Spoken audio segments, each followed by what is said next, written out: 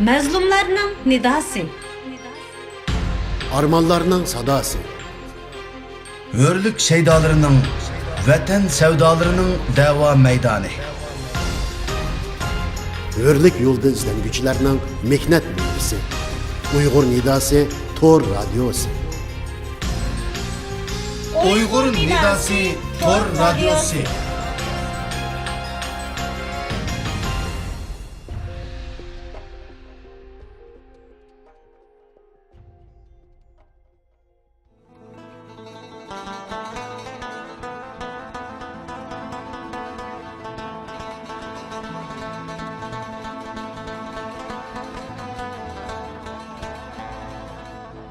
Assalamu alaykum hürmetlik anlıqçılar. Anlavatqınыңlar Uygur Nidası Tor Radyosu.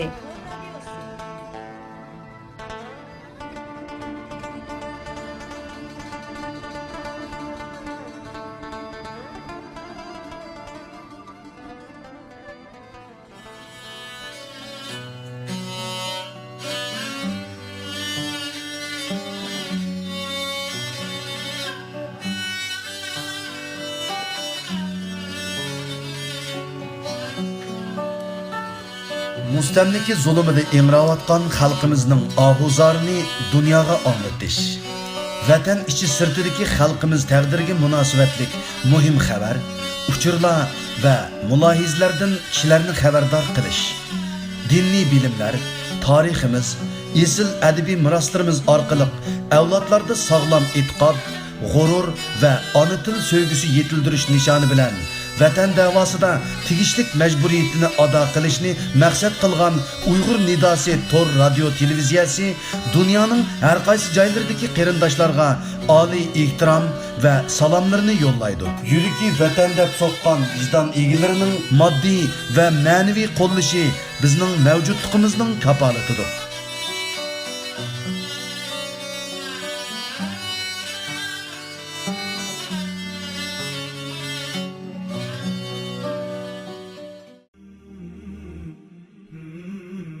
Assalomu alaykum hurmatli ona til va el suyar qarindishim. Avlodlaringizga suyumlik payg'ambarimizni tonutishni, esil an'analarimizni o'rgatishni xohlamsiz? Undaq bo'lsa, sizga bir xush xabarimiz bor. Tunji Uyg'urcha suratlik Siyrat o'smirlar jurnali nashr hayotiga boshladi. Jurnalimiz Payg'ambar alayhissalomning hayoti, ish faoliyatlari, hikoyalar, she'riyat gulzori, sayohat xotirasi, qiziqarli kartonlar, sahobalar hayotidan unchilar qatorliq rangdor sahifalar orqali o'smirlarimizning diqqatini jalb qilgusi. Siyrat o'smirlar jurnali fasllik bo'lib, har 3 oyda bir qatim siz bilan yuz ko'rishidir. Her son 60 bet etrafında Siyrat O'smirlar jurnalining davomli nashr qilinishi va taraqqiyoti sizning jurnalimizga mushtari bo'lib, yaqindan qo'llab-quvvatlashingizga bog'liq. Dunyoning har qaysi joylarida bu jurnal kirmagan birmi Uyg'ur oilasi qolmasligi uchun Siyrat O'smirlar jurnaliga mushtari bo'ling. Mushtari teping va tavsiya qiling. Tomchi ko'l bo'lur, qo'llasanglar taraqqiy qilur. Tirishchanlik bizdan, muvaffaqiyat Allohdandir. Kamoli ehtirom bilan Siyrat O'smirlar jurnali. Telefon numeri 0090 553 070 73 50.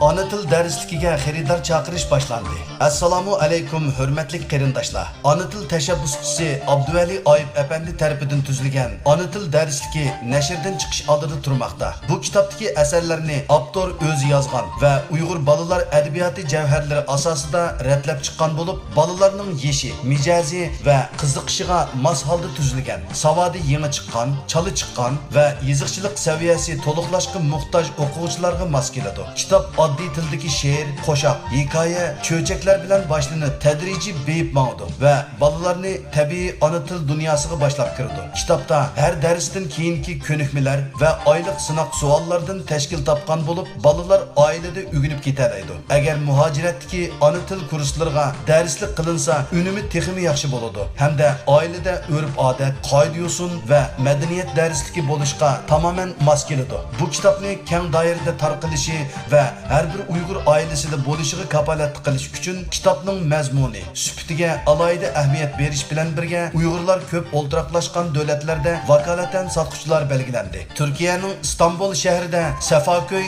va Zaytunburnu rayoniga setish nuqtasi ta'sis qilindi. Kitoblarning to'p tarqilishiga mas'ul xodim Nabijon Ala. Aloqa telefoni va WhatsApp nomeri 0090 535 84 86 039. İlxat adresi Artuç Buğra 2015@gmail.com.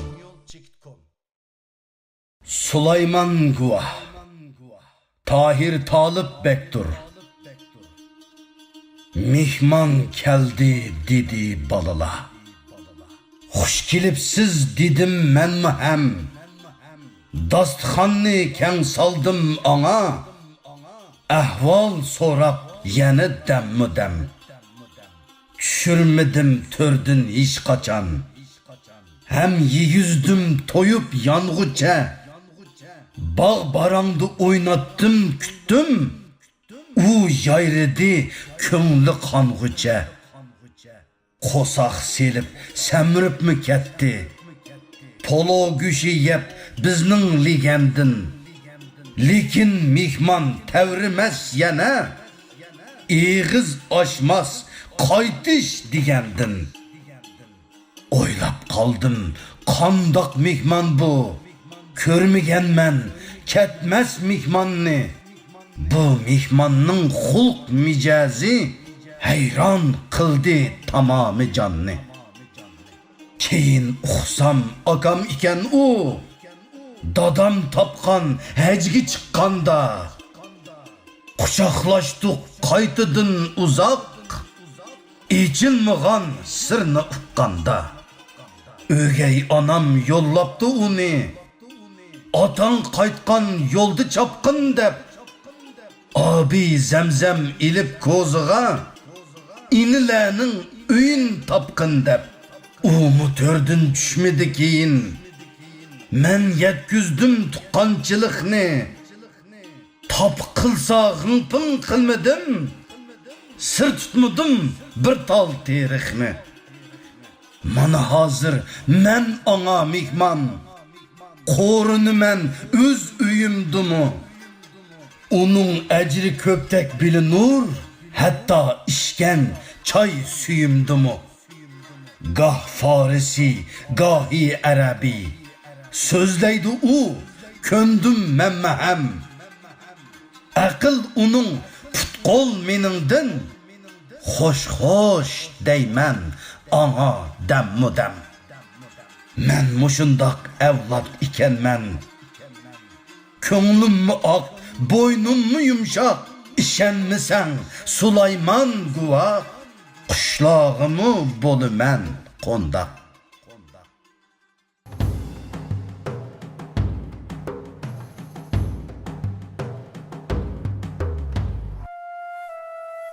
Halepga yiqilgan o't yuragimizni ko'ydirayotgan bo'lishi mumkin.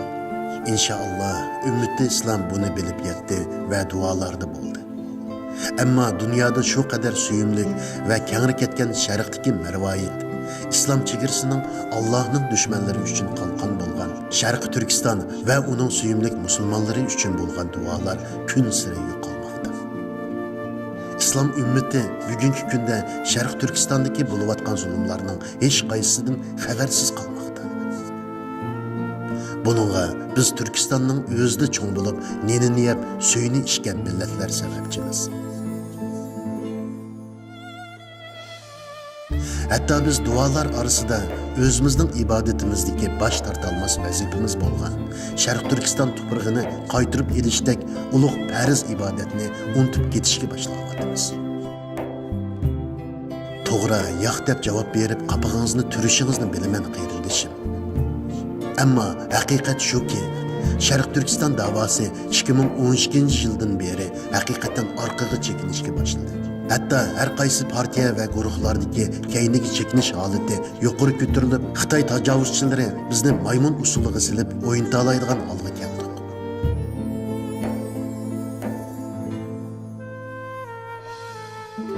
2012 yildagi zo'r ko'chishga yaxshi hamkorlashib, vatandan buyuk orzular bilan chiqqan Uyg'ur musulmonlar karvoni nurg'un issiq sovuqni boshdan kechirib, sizilgan siziqlar bo'yicha Sham va Iroqqa yetib bordi va bu yerdagi to'rlarga chiroyliqcha o'zi kirib, ovchini saqlab turgan toshqon bo'lib berdi.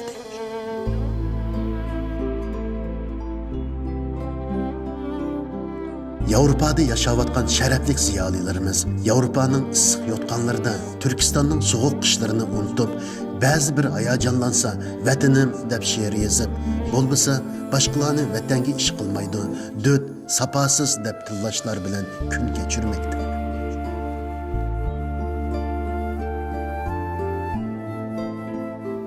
Haqiqat shuki, Turkiston musulmonlari ig'ir untilishga boshladi. Bunun hisobi Halep'nin köygünden mi yaman bo'ldi? 20 milyon musulman biz tarafga ko'zlari bilan tikilmekte. 20 milyon ahli sunni. 20 milyon ilahi chaqiriqning nuriga tashna, g'ubarsiz musulmon xalq. 20 milyon islom dinidan buloq ichishga tashna xalq. Bizni saqlamoqda qarindoshim.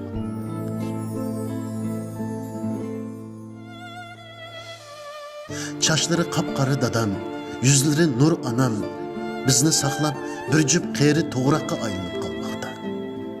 Yürekleri su bulup, keçileri jig'ida jay namozlarini yo'l qilmoqda. Qinisizlar ey erkaklar. Her vaqt qinisizlar erkaklar degan chig'imda nomus qilaman. Nemishqimi erkaklar chaqirildi hammaga deb. Bo'lmasa sizlarni avar qilib erkaklar demasdim. Ey musulmon qarindoshim, Turkiston ingrab yig'lamoqda.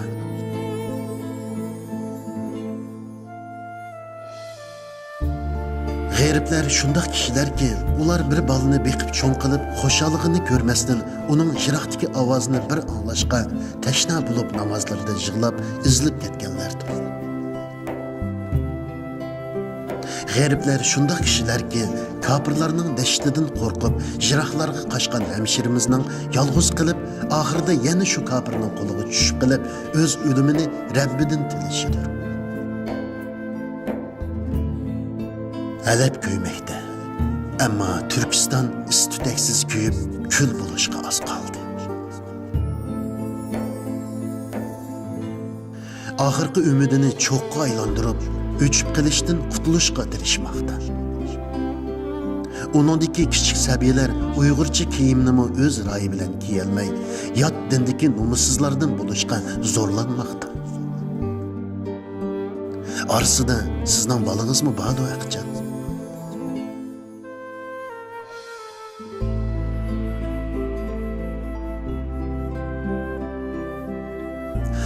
Mazlumlarga duo eng yaxshidir. Kelam, mazlumlarning eng mazlumi esil xalq Turkiston musulmonlari uchun haqiqiy yosh to'kizib duoda bo'layli.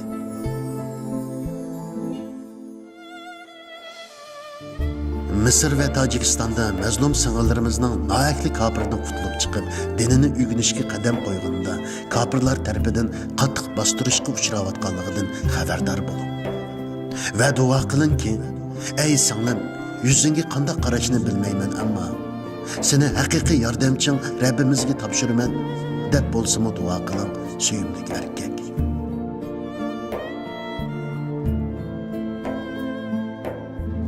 Keling, duo qiling va yig'lab oling. Nomusingiz uchun yig'lab.